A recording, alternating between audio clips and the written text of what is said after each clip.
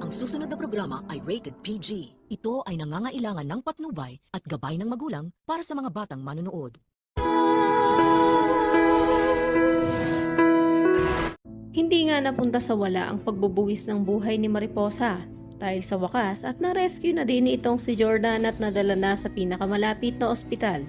At bilang si Shaira ang naabutan nilang pumigil kay Alakda na makitilang buhay ni Jordan, ay tinuturing niya tuloy ang sarili niyang hero. Bilang legal na rin ang kasal nila ni Jordan ay siya na nga rin ang legal na asawa nito. Kaya naman kinokontrol na nito ang lahat.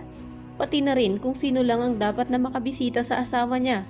Maging ang anak nga ni Jordan na si Tori ay hindi niya na rin pinayagang makabisita. Katwiran ni Shaira, naalak lang si Tori habang siya naman ay asawa kaya mas may karapatan siya. Umuwi na lang tuloy na bad trip si Christy.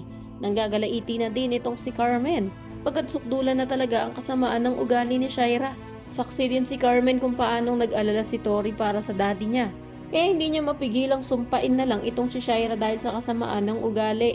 Pero sabi naman ni Leon na hayaan na lang basta ang importante ay ligtas na si Jordan at mag-focus na lang sila sa kani-kanilang buhay.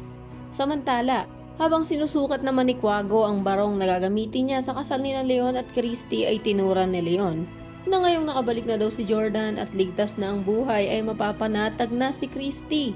Makakapag-focus na rin sa kasal nilang dalawa. Narinig naman ito ng kararating lang na si Hana at nakisabat na paano niya nasisigurong wala nang magiging problema.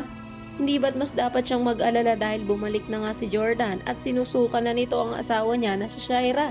Hindi ba't nakita din naman ng lahat kung paanong nag-alala si Christy kay Jordan? Kaya kahit na itinatanggi ni Christy ay halatang halata na may nararamdaman pa siya sa dati niyang asawa at ganon din si Jordan para kay Christy. Talagang tutol si Hana sa kasalang Leon at Christy. Ano naman kaya ang hakbang niya na gagawin upang mahadlangan ang kasal ng dalawa?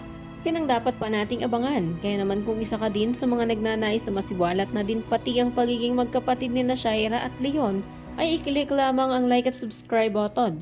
Maaari ka rin mag-iwan ng komento sa ibaba para sa iyong mga saloobin at suwestyon. Maraming salamat sa iyong panonood.